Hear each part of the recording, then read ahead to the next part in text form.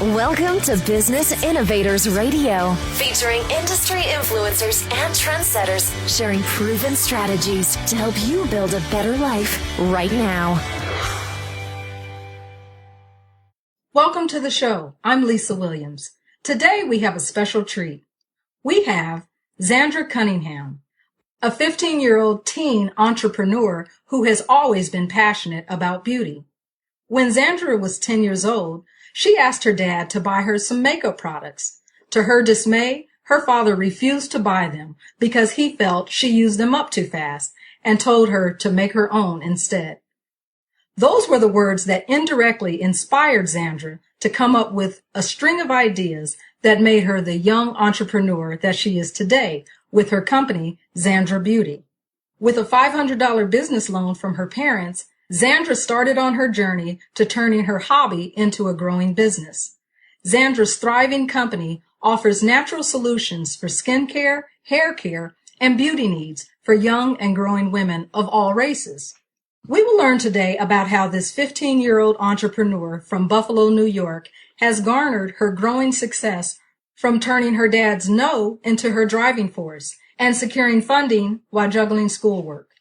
When Zandra's not creating products, she's busy with her studies and things that she enjoys, such as reading, dancing, and golf.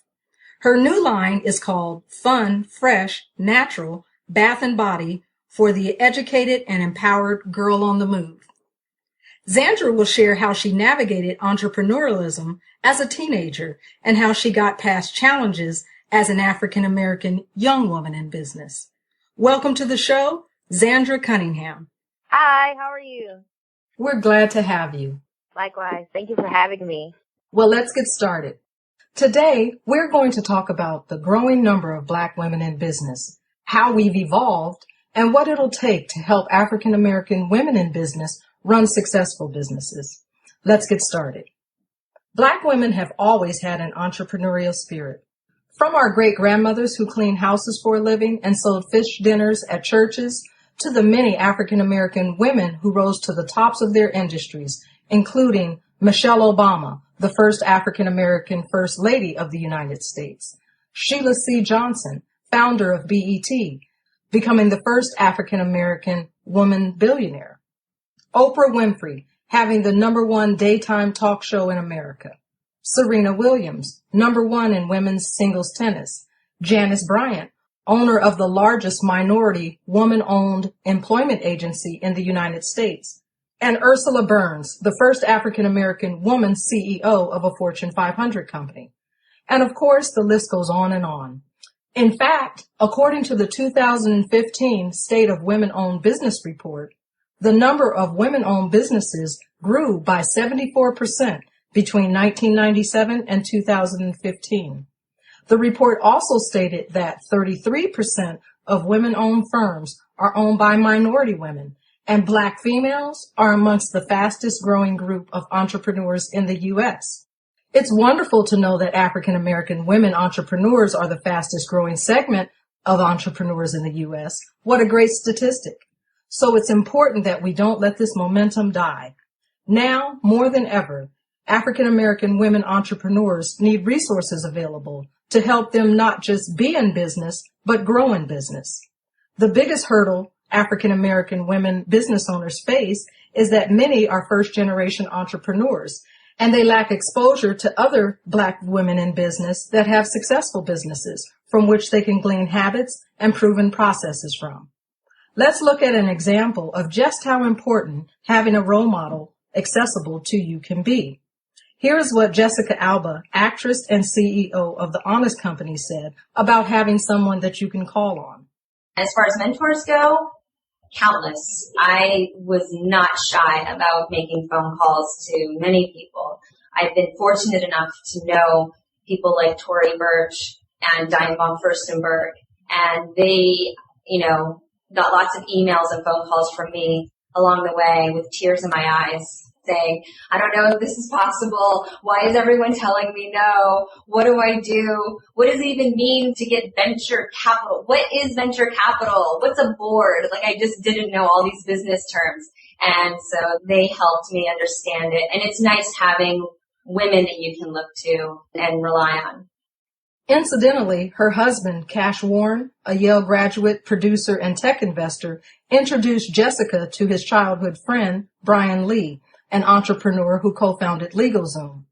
And the women Jessica reached out to, Tory Burch, who is a New York fashion designer, and Diane von Furstenberg, who is a billion-dollar fashion designer. Unfortunately, most African-American women don't have the same access and connections that Jessica Alba was blessed with. Black female entrepreneurs need a supportive network of African-American women business owners that we can learn from. It's time to talk, share, and provide resources and roadmaps to Black women in business. We need successful mentors to inspire African-American women on their journey in business. I have lined up a variety of successful, prominent, and leading African-American women in business across many industries to share their paths and secrets to their success. They will discuss their journey not only as women in business, but more importantly, how they grew successful businesses in spite of the unique challenges faced by African-American women business owners.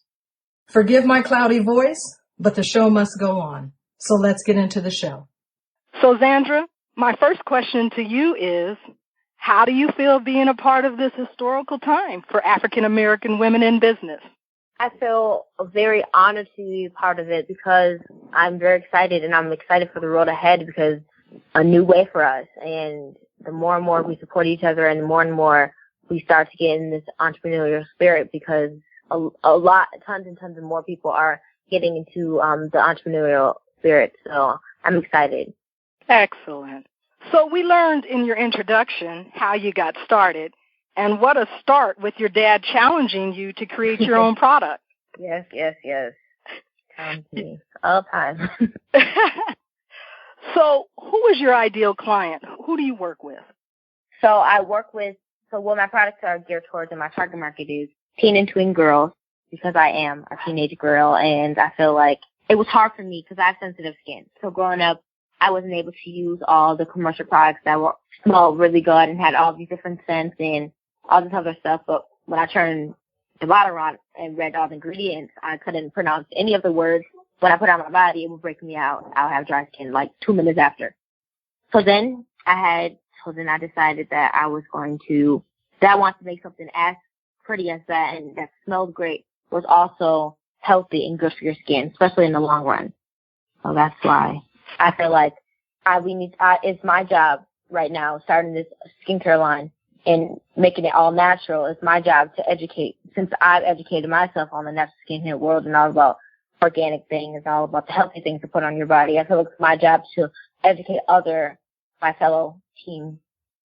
Excellent. And what age group do you find that is looking and needs your products?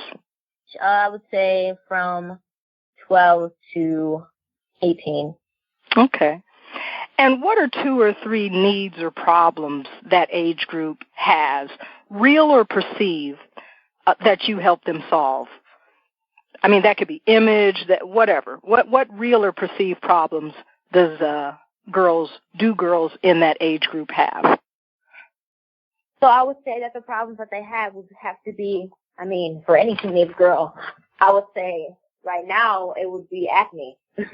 All hormones and stuff. It's all about acne and having clear skin, because now we're at this teenage time and we're constantly worried about how we look, and then we get stressed out with all the schoolwork and stuff like that. And top of all that, and you're trying to keep clear skin, I think it's a lot, because sometimes we need to educate ourselves about all the healthy habits. We don't know how much the right things to put in our body. Like, everything matters, like the things that we drink, the stuff that we put on our body, the stuff that's around us. You never know what your body is. It's such a temple, and it's so sensitive that you need to know what works for you. So one person might think Dove works for them, but for me, Dove didn't work for me. So everybody is different, and I feel like our problem is acne. For anybody else, I would say it was acne. I think that's the biggest problem right now. Excellent. And acne, of course, connects to self-esteem, how they feel about themselves. Yes, exactly. Excellent. So as an African-American young woman in business, let's talk about what your path has been like as you have navigated your entrepreneurial ship. So what can you say and share with other young African-American girls thriving to start, stay, and stick with a business and reaching a level of success? So what I would have to say is that it is a lot of hard work, and it's not easy, and sometimes you do feel like you want to give up, but you have to remember to keep going. And I think the most important thing is to have a good support system and feed yourself with the positivity, feeding yourself with positivity and being around positive people, because oftentimes, I know that we hear it all the time that your friends group or the people you hang around really have an impact on your personality and your character. So hang around the good people and the people that want to see you thrive, and the people who also want to thrive in life and have goals and achieve their goals and stuff. So I feel like be around like-minded people and feed yourself with that good positivity and good energy. And as a young woman, I'm sure it's pretty easy to find some of those types of personalities, but do you actually have young girls and boys that are entrepreneurs that you spend time with as well? I know a couple. Well, not as right now, locally, I don't have anybody that I spend time with that's an entrepreneur. Sure. That's a girl, but I do have locally guy. He created his food business. So we link up sometimes. If we have events, I invite him to my events and vice versa. But working with other people, reaching out and making those connections and social media and stuff, I've met tons of entrepreneurs that are doing also great things throughout the world and in their communities and stuff like that. So I do. They're out there. Entrepreneurship is starting to become a huge thing, and more people, more and more teenagers are latching onto it. So tell me, what was hard for you, Zandra? I mean, honestly, think of one of the most challenging times in your business that was really hard for you. I think the hardest thing with running the business and would be balancing everything, schoolwork and then friends, personal life, and then the business world. I mean, going in, I didn't know a lot of things about the business world, so I had to educate myself. And there wasn't a lot of things out there for me to be a part of when I was 9 and 10 and 11. Throughout those years, entrepreneurship wasn't like a thing. It was like it was weird. It was new. Like no one had ever heard of it. So it wasn't like there wasn't tons and tons of opportunities or programs for me out there. So I had to open those doors myself. So I asked to be a part of the University of Buffalo State College, their entrepreneurial classroom, and that was like a classroom for adults. So I had to get such permission and things like that. But a lot of the things, there wasn't really those opportunities out there for me. So I feel like that was a challenge. But also dealing with my personal life and my friends who wanted to hang out with them, but I was having to turn them down because I would have an event or have to work at an event or I would have class or something like that. So balancing all of that and making those sacrifices was definitely a challenge. I bet. So yeah, you actually joined a entrepreneurship program when you were 9. Tell me a little bit about that. And how did you find it? So once my mom, she realized how serious I was with researching when I was 9 and watching YouTube videos. The following year for my 10th birthday, shy of my 10th birthday, she enrolled me into Kids Business Program. And I guess she didn't tell me how. I think she was just researching kids business programs, and she enrolled me into one. And there, it was so cute. They taught us how to borrow from the bank of mom and dad. They taught us how to stand in front of our table, and we need to have our business cards, have our banners, and how to present ourselves, and to tell people about our products and make them want to buy it and stuff like that. So it was a really cute class. But only after that I aged out of it. But it was, so then was it you that researched the college program? Tell me about how that came about. So the Entrepreneurial college program. So after that part, I was doing a lot of vending events and stuff. But my mom actually went through that program, and she knew about it, but she didn't actually think I would be a part of it. But she didn't.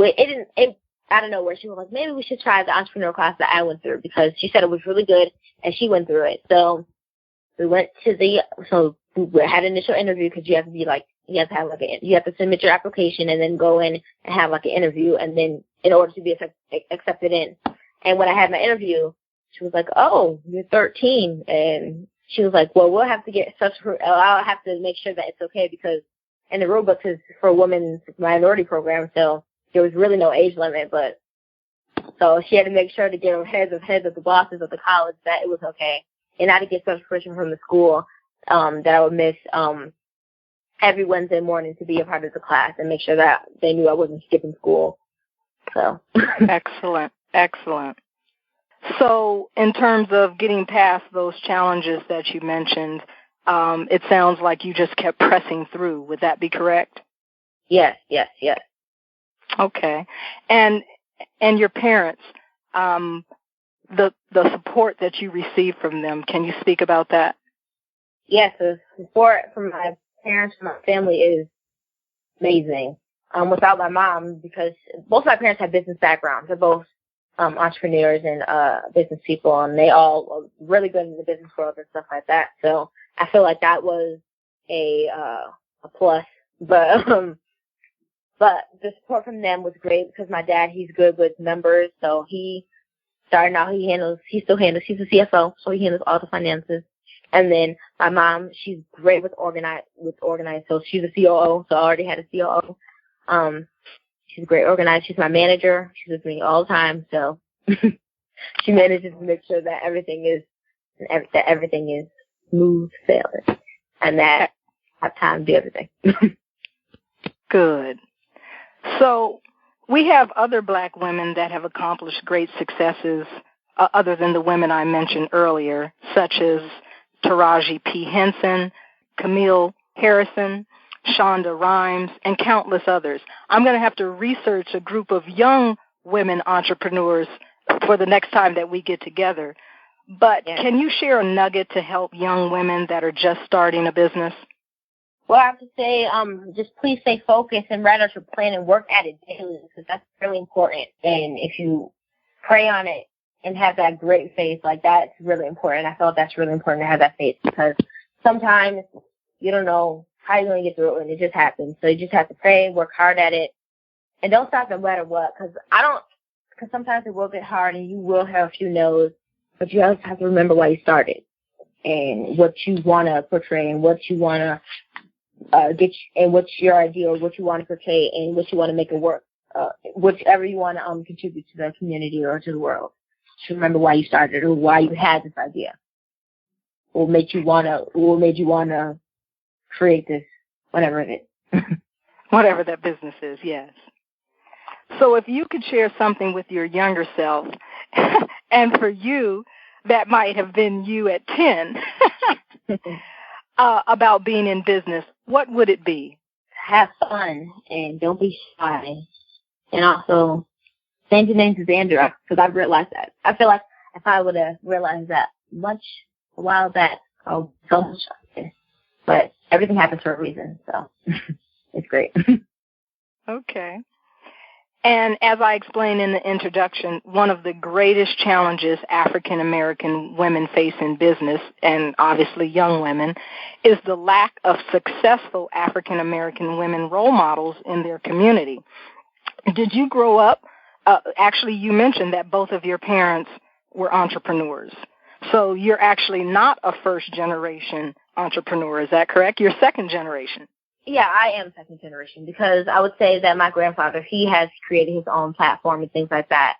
And then my mom, she started to do entrepreneur, but it wasn't until I had my business that she pushed forward my business and learned all the things that we need to learn about the business world and stuff, because even though she was familiar with it, she wasn't familiar with the entrepreneur aspect of it. And then as my business portrayed, and that's when they were like, oh, this works out perfectly. And then we got into the hang of it, and it became second nature. So that's when the idea started to flow, and everybody started to do entrepreneur. So I feel like it moved throughout the family.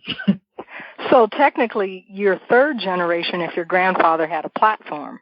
Right. Excellent. And how do you think having entrepreneurial parents has made your climb easier or more difficult? It's definitely made it easier because you have people that are experienced as you and know a little bit more than you have. So if you have judgments or questions or need advice on something, that's the perfect thing to go to. And also, they're good to talk about everything, help you out and stuff like that. I wouldn't say anything is horrible. Maybe we butt heads sometimes with different decisions, but they know best. So that's right. That's excellent. So, have you always desired to be an entrepreneur, or once your father told you no, he wasn't going to buy you products, you decided, hey, I need to solve this? Well, no. I knew I wanted to be famous for something, but I wanted to be famous, and whatever it was, I wanted to be famous, and I wanted to be known for something great, but I didn't think that it was going to be entrepreneurship. But usually I'm the type of person that if you tell me no or I can't do something, I always figure out a way to do it. Or like, if something happens or something goes wrong, I'm like a problem solver, I guess. I always figure out different ways to accomplish the goal or something. So if he tells me no, I can't make it, then I'll figure out ways to make it. So. I love it. Zandra, there are many articles online about entrepreneurs and their success stories or challenges they had to overcome. But there are very few about current-day women and what they've gone through, and definitely not specific articles sharing what African-American businesswomen have gone through. Mm-hmm. What did you do when you got stuck or overwhelmed or ran out of money and possibly felt like quitting? Well, I had to take a step back and talk about it. I feel like talking about it made the decision a whole lot better than just keeping it in and like making the decision by myself, because my mom, she sat me down. She was like, are you sure you want to do this? Because I'm not going to keep throwing this money into it if this is not what you want, if this isn't what you want. So I thinking about it and talking to other people and talking it out. I think that's perfect. And also praying on it. That's right. And were you primarily talking to adults when you say other people? My friends as well. Good. Yeah, my friends. Yeah, so both. So did they encourage you to stick with it? Yeah, they said that it was cool, and I don't remember when you started, and this is amazing, and I don't know why you should quit now. Excellent. What didn't you have when you were building your business that you wish you would have had? I wish I would have had as much confidence as I do now. I guess you could say I was kind of forced to be a part of like the adult world and the business world. So like I was kind of just like pushed out there. So like speaking in front of thousands and thousands of people, well, not thousands, but like tons of people, it was like pushed out there. Usually, I mean, I guess I was a little bit outgoing, but not outgoing as to the point where I would just, someone would be like, okay, stand up, tell me about yourself. Like, that took a little bit of adjusting, but I had to adjust to it fast. Many people, wherever I went, I would have to speak. So tell me about some of the places where you have spoken. So some of the places I've spoken, I just did a huge speaking engagement in Michigan, and I spoke to 1,300 kids, the whole school, and that was a huge speech. That was the most people I've ever had. And what'd you talk about? It was Martin Luther King theme. So I talked about having a dream and following through the dream, and it gets tough, but you have to work at it and have your plan and be around like-minded people and find a mentor and things like that. Sticking with it, whatever the plan is, even if you want to go to the NFL or you want to create dresses for the rest of your life, you need to have a plan and you need to stick with it. And no matter what anybody says, it's okay to be different. And just keep following through. So, and it was all about my journey and how I got to where I am today as well. So. Great. Where else have you spoken? So I'm in a lot of women's groups. So coming out in the beginning of my business, I'm in this one women's group called Women's Spotlight on Global, and it's a women's group where you don't have to be an entrepreneur, but it's all about leadership skills and making those connections about sisterhood and things like that, helping one another out. So I was the youngest member to join, and we would have brunches and like get-togethers or like parties or anything like that. And when I have to go out, the speaking engagement, they would say, "Wow!" and introducing our youngest member ever, Ms. Zandra Cunningham, would you like to tell everybody else, would you like to say a few words or tell us a little bit about yourself, about your business and what you make and where people can find you at? And then Tammy might get put in my face. I'd be like, I don't know. But that was a new adjustment. And now I'm used to it. And I know when I see one of the WITS members, they're going to have me speak. So that was great. So that's new. And also, I've learned that this is something new and it's something great. So people do, and the more and more, I know it's time to become a thing now, but entrepreneurship, like I said, a while ago, it was foreign. So when they found out this is amazing, I'm so proud of you, so they want to share with the world. So I knew I had to speak. That takes a lot of courage, period, and a huge amount of courage as a young woman joining women's groups. Can you name a couple of other groups you're a part of? So I'm a part of the Indie Business Network. It's called the Indie Business Network, and I love the network. It's all about all the people that are in there are soap makers. The soap makers are thinking about starting soap making. It's all about soap making. So it's all about the natural bath and body, natural skincare world. So it's like soaps, creams, and all about that stuff. So it's the Indie Business Network. And I actually just got back from Cancun where we had our indie business like meetup. And because each year there's an indie business meetup. Last year it was on a cruise. It was an indie business cruise. But this year it was in Mexico in Cancun. And me and my family, we flew down there and we were actually a panel discussion. So I had to do a presentation and I had to speak on that as well. So I had to speak there as well. So now I can say I'm an international speaker. Perfect. International speaker at 15. Excellent. Can you share a business challenge, hardship, or hurdle that you went through and what it took to get you through it? Yes, I would have to say one challenge was in running my business was people in the beginning, people were taking me seriously. I mean, since it was so new, people it took a while for people to actually realize yeah, this is my business and it's not my mom's business, and I do spend the hours in the studio making the work. I'm making the products, and it's not just a store-bought product, and I just put my name on it. No, it's all handmade stuff. I stayed all night to make this soap, or this lotion, or the sugar scrub. This is my work. I put out this work. So people taking me seriously, and one example of one of the challenges people not taking me seriously was locally here in Buffalo. This is Artists and Crafts Fair, and you had to submit an application and things like that. So when so my mom, she typed it all up and submitted the application. And at first they approved it, and then they were like, okay, tell me a bit about your business, a little bit more extra so we can get to know who you are. And then once they realized, I don't know if they thought it was my mom's business or whatever. When I told them that, but at the time I was 12, I believe.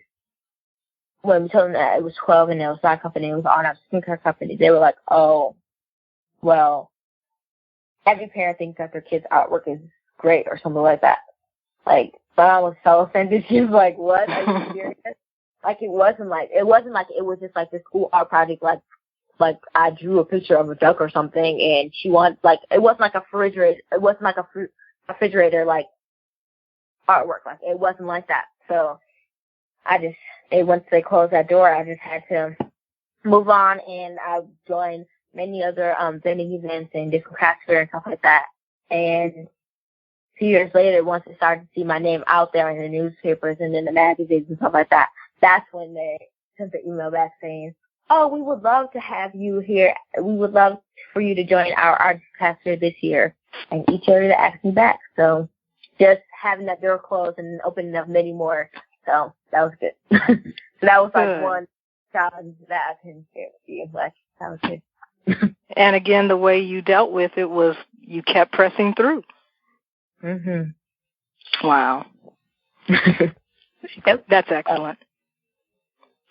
Our black businessmen are showing our black women in business out, and that's not going to work. Tyler Perry has shared his homeless to success story. Eric Thomas the motivational hip-hop preacher has the homeless to PhD story.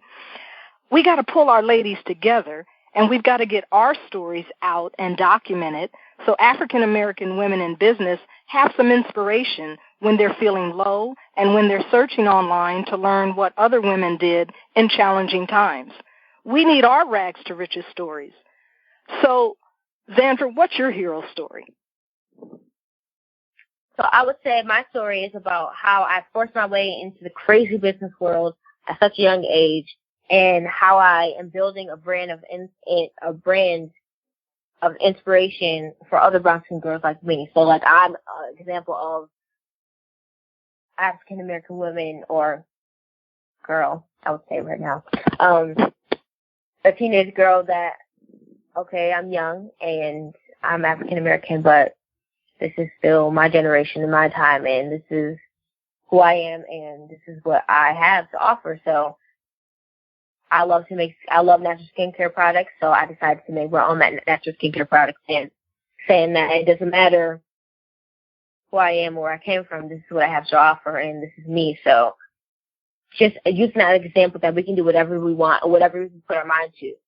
I mean, it doesn't matter if you're an adult, if you're 50 or 60 years old and you want to start a business. I mean, it's your life, and it's our time. We are free to do whatever we want. So it doesn't matter how old you are, if you're an adult or if you're still a kid. Your time is never up. So don't ever feel like, oh, I'm too young, I can't start a business, or oh, I'm too young, I can't do this, or oh, I'm too old, my time, or I'm too old, my time is up, I'm done, I can't make anything else. Like, no. We have time to do anything. So basically, maybe your story will be teenpreneur to millionaire. Hopefully. Yeah. So let's switch directions for a moment. Today, there's a lot of talk about collaboration. What are your thoughts on collaboration instead of competition with regard to your business? Oh, collaboration is so much better than competition. Because collaboration is all, like I said, making those connections and collaborating to make something else big. So instead of competing with somebody else and going through all this work just to make the other person look bad, or competing, why not collaborate something and make something so much more than you can imagine if you just come together and just be cool with each other. I mean, competition is so overrated and it's too much. I think it's so much extra wasted work going into competing for something, so you can just come together and create something unbelievably amazing. So I think collaboration is way more important than for competition. And I agree. One of the things I share with business owners, especially women, is how they can succeed without having to compete by implementing the power of positioning and leveraging the media to build their brand. So I definitely advocate collaboration over competition as well.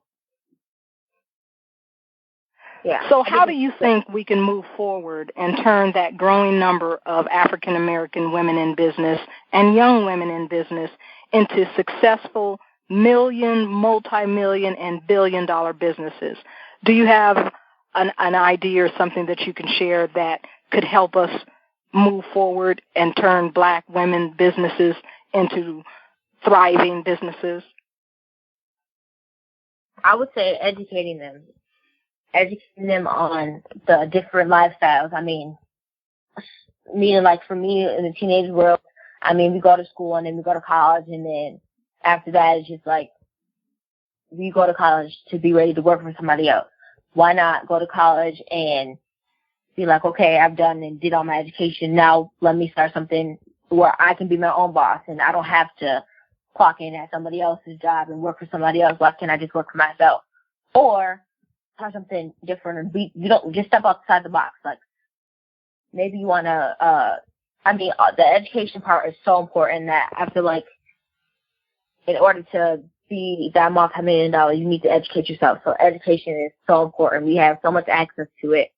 That's the most important thing. And then you can do whatever you want. And it doesn't have to be, if you really want to work for somebody else, that's what you want to do. But I feel like to be more out there, just educating them, giving them different career opportunities instead of the ones that they see on TV all the time. Mm-hmm. Let them know that there's other opportunities and there's other ways to live instead of just going to college or not even finishing college or just to work with somebody else. Why not you letting them know that they can be whoever they want and that they don't have to follow into this pattern of just working for somebody else. Like they have, just letting them know they have options. Okay. And what's your best piece of advice for young African American girls that may be struggling, discouraged, having a hard time finding capital, or maybe even their parents not taking them seriously? What would you say to them? I would say prove them wrong.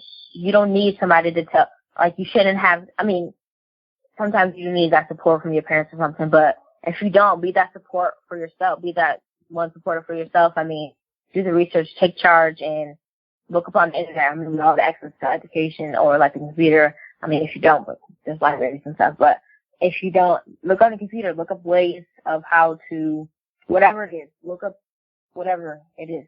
I mean, the internet is there, and you can find anything on there. So why don't you start doing that research? And you can just be researching women's groups or anything else that will help. I mean, I guess I'm trying to say, be that one support, be that someone that, if you don't have the support system, be that supporter of your own. Be your own supporter. Okay. Put yourself out there and make yourself available to people and make yourself, push yourself to make those connections, those relationships. I know it might be scary at first, but you have to do it. Just things you must have to do. Like you have to go to school. You have to make those connections. I feel like that's the most important thing. And also just following through with it and not caring what other people think. Caring what other people think, but within reason. Like I know if somebody else told me like, oh my gosh, like some random person told me, this is horrible, I think you should shut this down, this is not cool. But also taking feedback, that's actually really good. So listening to people that have more experience in the business world than you. And they say, oh, maybe you should change the name or something like that. Take that into consideration because not everybody's out to get you. If that makes sense. Yes, it does. Yes, it does. So, Zandra, what impact would you like to make as an African-American woman in business over the next 10 years? Wow. So, the impact that I would like to make is that I want Zandra to be something, because I want Zandra to be something, to be a star or something amazing. I want it to continue to help and educate girls and set up foundations that educate and empower them in every way. So all about what Zandra is all about is empowerment, inspiration, and girls' education. So girls' education is so important, and I feel like if we don't have, because a lot of girls in other countries don't have the same rights we do here in America. They're not allowed to go to school and stuff like that. So I feel like that is our job to educate the girls here and the women here that other girls are fighting for their right to go to school, and we here take it for granted and take it like it's such a horrible thing. I mean, sometimes I do feel like that, but it's really important. We have so much access to education right here in front of us, and we need to take the opportunity and help other people out and help. I feel like it's important to help out the people in your community and give back. Giving back is very important. Do you have a mentor yourself? I do. Yes, I do. Is that your mom or is that someone else? I would say I have a lot of mentors. I mean, I have Excellent. a mentor. I have tons of mentors throughout my community. I feel like I do have a lot of mentors. But my mom, she is an excellent mentor. My dad's an excellent mentor. My grandmother, everybody's an excellent mentor for me. Anybody that gives good advice and has the best interest in me and wants to help out and make sure and strive, and someone that I can talk to and and I can give them good advice and things like that. So, yes, I do have a lot of mentors. Do you have a suggestion for young entrepreneurial women on how to approach and seek a mentor to get advice and encouragement for their business? Yes. I'm pretty sure that there's different mentoring programs or things like that. Some here in Buffalo we do have a mentoring program and stuff like that. But how I found my mentors and stuff like that was my first mentor that I actually got was joining the Women in Volleyball Global. The founder of it, she's my mentor, and listening to her and spending time with her and listen to what she had to say and all about her journey. That inspired me. So soon we started to become a regular thing, and she became my mentor. I became her mentee. So I would say just going out there and making those connections and networking and meeting new people. Okay. So can you share with us 5 tips on being successful, what it takes? Yes. So my 5 tips would have to be 1, having your plan. 2, following through with that plan, because it's good that you have a plan, but following through has to be, I think, the hardest part in owning business. And then also 3, making those connections, finding a mentor, networking, making those strong connections with people. And then 4, to be determined, have that determination to keep going, have that motivation and strive to keep going. And then 5 is to have fun and remember why you started. I know it's going to be hard, but you have to remember why you started and have fun with it. Those are great. And can you recommend 2 books that every young entrepreneurial girl should read? Yes. So the first book is The 7 Habits of Highly Effective Teens by Sean Covey. And that's a very excellent book on entrepreneurship and just teenagers in general. And then the second one is The Success Principles by Jack Canfield. And I'm actually in the middle of reading this too, but it's really good. Excellent. Zandra, thank you so much for taking time to give back and share your journey as a young woman entrepreneur. Is there anything else, one last nugget that you might want to leave young girls with pursuing a business? Just to stay focused.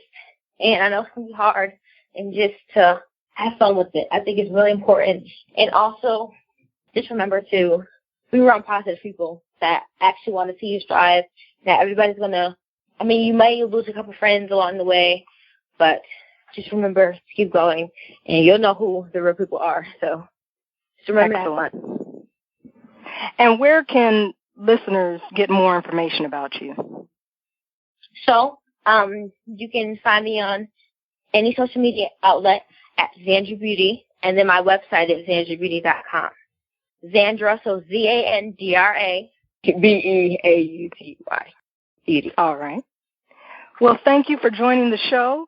And everyone remember, lead with value and the revenue will follow. Thanks for listening to Business Innovators Radio. To hear all episodes featuring leading industry influencers and trendsetters, visit us online at businessinnovatorsradio.com today.